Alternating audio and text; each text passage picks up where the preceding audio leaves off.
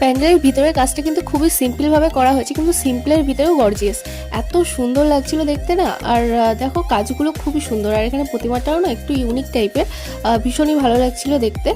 তো দেখো চারি সাইডের কাজটা কিন্তু খুবই সিম্পলের ভিতরে, কিন্তু সিম্পলের ভিতরেও অসাধারণ। তো আমরা ওই জন্য এই প্যান্ডেলটা একটু ওয়েট করছি, কারণ আর বাদবাকিগুলো যেটাই দেখছি সেটা এখনও কমপ্লিট হয়নি। তো এরপর কোথায় যাব সেটাই ভাবছি একটু প্রতাপগড়ের মাঠের দিকেই যাব। তো তোমাদের কেমন লাগলো এই প্যান্ডেলটা প্লিজ কমেন্ট করে জানিও। আমার তো বেশ ভালো লেগেছে, মানে বাইরে থেকে এখনও কমপ্লিট হয়নি। তো চলো এবার যাওয়া যাক প্রতাপগড়ের দিকে। তো আমরা চলে এসেছি প্রতাপগড়ের মাঠের সামনে। তো এখানকার রোড লাইটটা কিন্তু দারুণ লাগছে, আর এখানে প্রত্যেকটা রোড লাইটই অসাধারণ লাগছে। তো চলো মাঠের দিকে যাওয়া যাক। তো আমি মাঠের মধ্যে চলে এসেছি, প্যান্ডেলটা ঠিক সামনে, কিন্তু এসে তো আমি অবাক হয়ে গেছি, মানে প্রচণ্ড কাদা মাঠের ভিতরে।